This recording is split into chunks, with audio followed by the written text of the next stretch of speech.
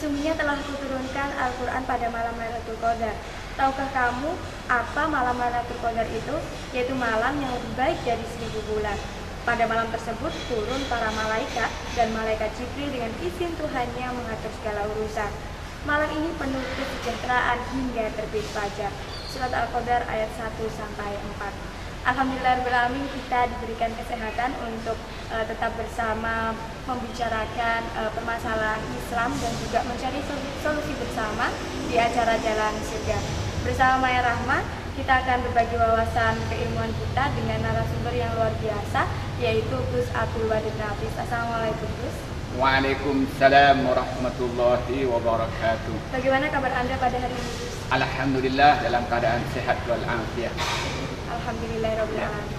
Ya pemirsa, memasuki bulan Ramadan yang kita tunggu-tunggu pasti tentang malam Lailatul Qadar yang ada di akhir-akhir bulan Ramadan.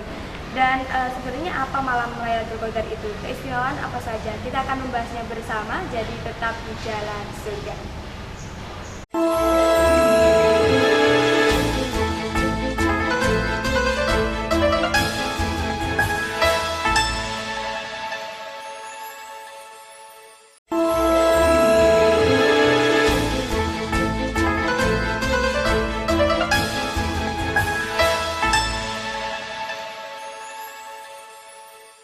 Ya pemirsa, masih di Jalan Surga.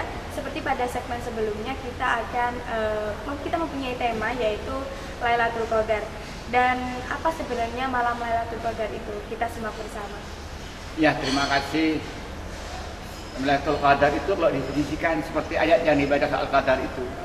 Inna anzalnahu fi lailatul qadar wa ma adraka ma lailatul qadar. Kan Lailatul Qadri khairum min alfi syahrin tanazzalul malaikatu war ruhu fiha bi'idzni rabbihim min kulli amrin salamun hatta matla'il fajr.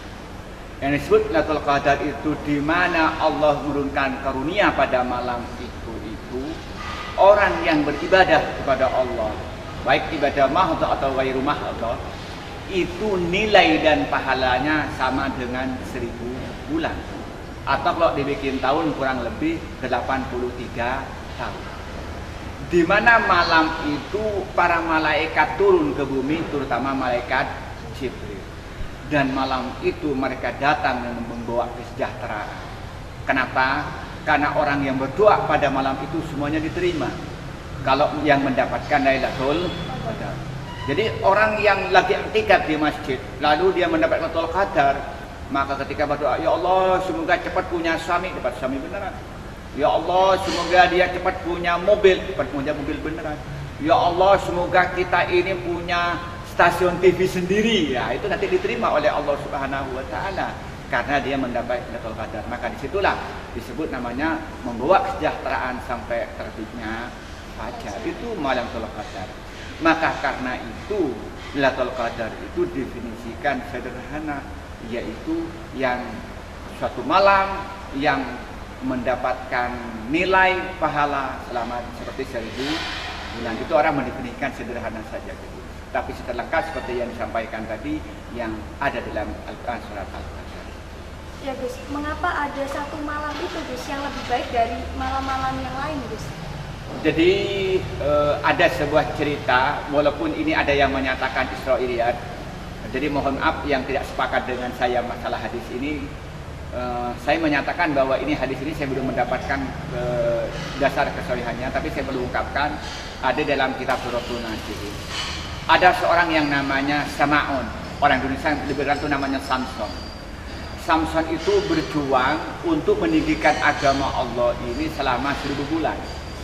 Senjatanya itu dari darah unta. Ketika dia lapar maka unta itu keluar daging. Ketika ingin gantung dapat gantung. Kalau ketemu dengan musuh dipukulkan, musuh itu hancur. Namun pada akhirnya dia kalah karena dijerat oleh perempuan yang namanya Nur Laila. Orang Indonesia lebih kenal itu Delaila. Yang pada akhirnya dia hancur. Nah, cerita ini disampaikan kepada Nabi Muhammad oleh malaikat Jibril bilang, ini ada umatnya Nabi Musa yang berperang selama 1000 bulan atau 83 tahun. Dan Nabi Muhammad bilang, gimana dengan umat saya yang rata-rata umurnya antara 60 dan 70. Jadi mulai lahir sampai mati pun ibadah tidak sama dengan yang satu ini. Lalu Nabi Muhammad itu diberikan karunia oleh Allah bahwa walaupun umatnya tidak bisa hidup yang banyak, bukan semuanya, yang banyak itu hanya hidup antara 60 dan 70 sampai 70, tetapi diberikan karunia satu malam, yang malam ini kalau didapatkan dengan cara ibadah kepada Allah, maka nilai pahalanya sama dengan nilai pahalanya Samaun atau Samson kata orang Indonesia yang berjuang selama 1000 bulan. Begitu istimewanya berarti ya Gus ya umat Nabi Muhammad Iya. itu. Kalau umatnya Nabi Musa hanya satu, yaitu Samaun atau Samson. Tapi bukan Samson Betawi, bukan itu ya.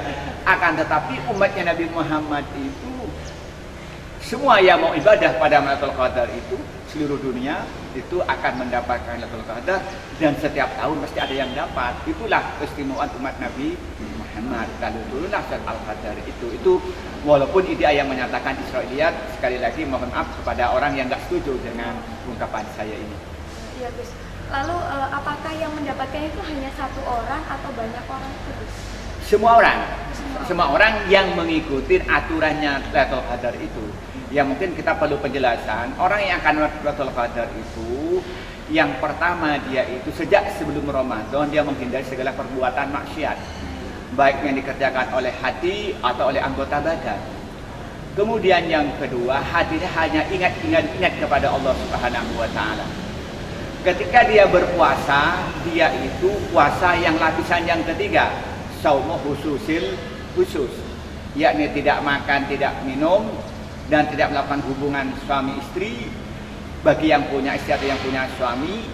Kemudian dia itu menghindari segala perbuatan maksiat baik zahir maupun batin, dan selalu berzikir kepada Allah, dan selalu beribadah kepada Allah, dan hati selalu ingat kepada Allah.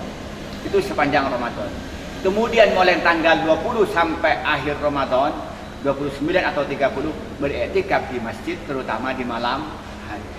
Dan di malam-malam ganjil dia tidak tidur, berzikir kepada Allah Subhanahu wa taala. Nah, semua orang yang melakukan itu dengan tulus ikhlas, itu dengan izin Allah akan mendapatkan Lailatul Qadar.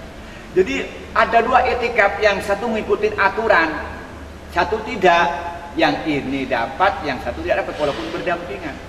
Itu malam Lailatul Qadar. Itu mengapa harus malam ganjil Gus? Karena memang hadis dari Nabi dan Siti Aisyah menyatakan bahwa Lailatul Qadar itu akan turun pada malam-malam ganjil pada 10 yang terakhir. Artinya tanggal 21 atau 23, 25 dan 27. Jadi Allah merahasiakan kepada kita kapan turunnya. Tapi yang jelas di situ memang ulama beda pendapat kapan Lailatul Qadar itu turun, sebanyak 40 pendapat. Seperti yang dikutip oleh Imam Ibnu Hajar di dalam kitab Fathul Bari itu jilid 4. Akan tetapi pada akhirnya mengerucut bahwa yang kuat itu adalah turun pada tanggal ganjil di 20 atau di tanggal 10 yang terakhir. Itu berdasarkan hadis diriwayatkan oleh Siti Aisyah atau datang Siti Aisyah, diriwayatkan oleh Imam Bukhari dan Muslim, dan kemudian diberikan penjelasan panjang lebar oleh Imam Ibnu Hajar dalam kitab Fathul Bari. Iya Gus, ketika kita mengistimewakan yang ganjil, terkadang kita lalai yang genap itu Gus. Bagaimana caranya? Nah, kita sudah bilang tadi itu selama sepanjang bulan itu beribadah terus, bukan hanya ngambil ganjil-ganjilnya saja gitu. Tapi terutama di ganjil-ganjil itu ibadahnya lebih panjang. Semalamnya tidak tidur, bukan berarti ngambil ganjil-ganjilnya atau itu ada proses-proses mulai dari awal tadi bilang sudah dia beribadah terus, menghindari maksiat, hatinya berzikir kepada Allah. Maka itu tradisi di pondok pesantren apa? Kiai-kiai itu. Maka begitu masuk Ramadan baca kitab mulai pagi sampai tengah malam. Seperti punya di rumah itu. Kita ini mulai jam 7 pagi, kita sudah baca kitab sampai jam 11 siang. Jam 11 siang kita sholat zuhur, jam 1 baca kitab sampai setengah 3. Setengah 3 kita berhenti sampai setengah 4.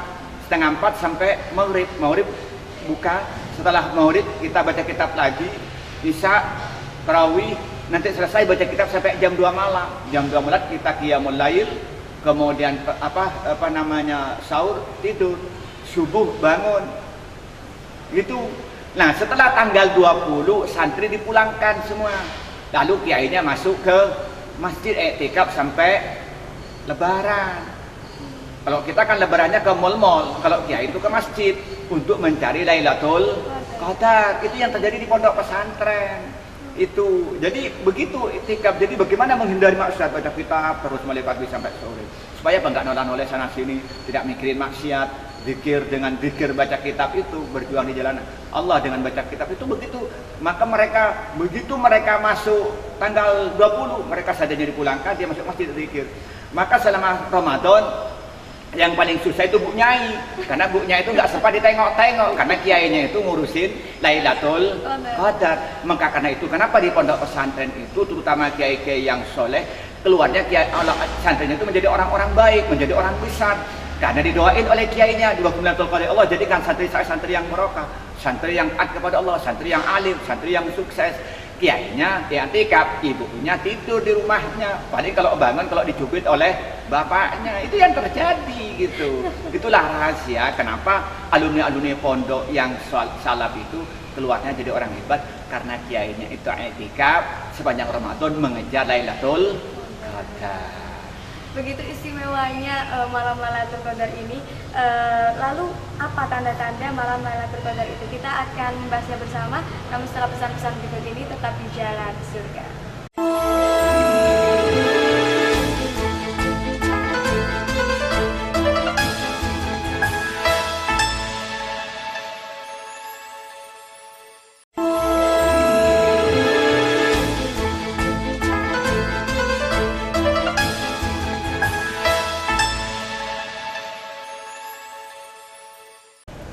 Pemirsa, masih di Jalan Surga, masih dengan tema yang sama yaitu Lailatul Qadar.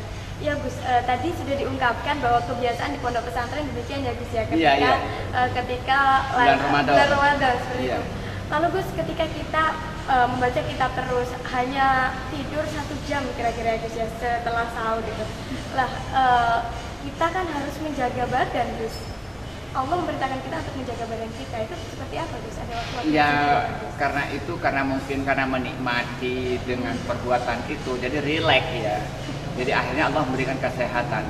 Kan tidur itu sesuai dengan kualitasnya ya, kualitas tidur kalau bagus sebentar itu menjadi cukup, tapi kalau kualitasnya rendah itu coba contoh hidup dalam keadaan gelisah, walaupun tidurnya banyak tetap aja nggak seger. Coba kalau hati tenang, uang lagi banyak, ujian sudah selesai, tugas sudah selesai, tidur sebentar sudah seger. Coba ditinggal pacar, wah nggak punya, waduh, tugas belum selesai, waduh, tidur kurang terus. Jadi karena mereka itu orang-orang yang dekat kepada Allah, aulia Allah, maka mereka itu oleh Allah diberikan kekuatan yang tidak dimiliki pada umumnya. Coba bayangkan, Umi saya aja coba bayangkan, dia ibadah, zikir, sholat mulai jam 11 malam sampai jam 10 siang itu dia seger, tidak ada tanda-tanda ngantuk. Itu setiap malam lakukan begitu masa hidupnya, dan puasa setiap hari kecuali hari Selasa, seger, gemuk, seger, tidak lemes orangnya. Kenapa? Karena hatinya itu sudah diberi kekuatan oleh Allah Subhanahu Wa Taala. Katanya tadi kan hatinya bersih. Nah, tetapi kalau kita, sholat tarawih itu 20 aja sudah capek, sudah itu minum banyak. Nah, itu kelebihan yang tidak dimiliki oleh kita orang-orang yang biasa ini. Maka itulah pentingnya tadi pembahasan yang sebelumnya itu pentingnya apa? Tazkiyatun nafsis, kebersihan jiwa. Ya, selalu tanda-tanda datangnya malam Lailatul Qadar. Jadi ada tanda-tanda pada umumnya dan tanda-tanda orang yang mendapatkannya. Jadi Imam Al-Qurtubi dalam kitab Al-Jami' li Ahkamil Quran ketika dia menafsirin apa surah Al-Qadar itu, dan juga Imam Ibnu Hajar ketika menjelaskan hadis tentang Qadar itu menjelaskan itu.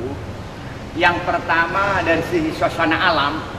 Jadi alam pada waktu itu, alam itu langit itu cerah, tidak ada mendung, dan seakan-akan itu ada bulan, tapi tidak ada bulan pada malam itu, Lailatul Qadar itu. Jadi kalau melihat ke atas itu bintang gemintang itu nampak indah, seakan-akan ada bulan, tapi tidak ada bulan. Kemudian yang kedua, di langit itu tidak ada meteor, tidak ada bintang yang bertebaran ya. Katanya orang Madura itu tidak ada bintang pindah pada waktu itu. Kenapa? Karena sebenarnya itu bintang itu kenapa pindah itu oleh Allah dipakai untuk melempar jin-jin yang ingin mencuri kabar langit, rujuman lisyayatin. Nah, pada malam Lailatul Qadar itu jin-jin tidak bisa pergi ke langit, maka tidak perlu dilempar oleh bintang, maka tidak ada meteor yang pindah pada malam itu. Kemudian yang ketiga, suasana itu tidak begitu dingin dan tidak begitu panas, bahasa kita sejuk. Itu pada malam hari. Kemudian pada pagi hari ketika dilihat ke arah timur, matahari mau terbit, maka nanti kita melihat matahari itu tidak silau. Dan kita nampak kekuning-kuningan ketika baru terbit itu. Kenapa? Karena pada waktu itu iblis tidak keluar. Karena ketika matahari mau keluar itu, maka matahari itu ada di antara dua tanduknya iblis itu, sehingga mata kita silau. Nah, pada waktu itu iblis tidak keluar dan tidak diperbolehkan keluar, maka matahari itu nampak di timur itu nampak kuning, kekuning-kuningan seperti emas atau seperti kuningnya telur katanya orang desa, dan tidak silau kalau ini panas. Itu tanda-tanda secara fisik itu bahwa Lailatul Qadar akan turun. Kemudian untuk orang yang mendapatkannya itu, bahwa dia akan mendapat Lailatul Qadar itu, dia akan merasakan itu dirinya sadar ada ucapan salam yang dia tahu sendiri bahwa itu ucapan malaikat. Dia sendiri terhadap ucapan malaikat. Jadi, atau dia itu kalau dia ketepatan dikirnya dekat air yang mengalir, maka itu berhenti tidak mengalir pada waktu itu. Untuk dia merasakan bahwa tidak mengalir. Untuk dia. Atau melihat bumi ini merasa terbalik, tapi dia tidak jatuh. Tapi dia sadar tuh. Kemudian yang terakhir itu dia merasa apa yang diminta itu menjadi kenyataan, khusus bagi orang yang mendapat Lailatul Qadar. Namun orang yang mendapat Lailatul Qadar betul tidak bisa bercerita pada orang lain. Jadi walaupun dirinya mendapatkan tanda-tanda, dia mendengar ucapan salam dari malaikat, kemudian melihat pamannya semuanya terhenti, angin tidak bergerak, air tidak mengalir, atau merasa apa yang diminta menjadi kenyataan, dia nggak bisa bercerita bahwa dirinya mendapat Lailatul Qadar. Itu rahasia Tuhan. Maka sampai detik ini belum pernah diketahui siapa orang yang mendapat Lailatul Qadar, tidak pernah diketahui. Karena orang yang mendapatkan itu tidak bisa bercerita. Sama dengan orang itu akan mati. Orang ketika mau mati 41 hari itu sudah tahu dia akan mati.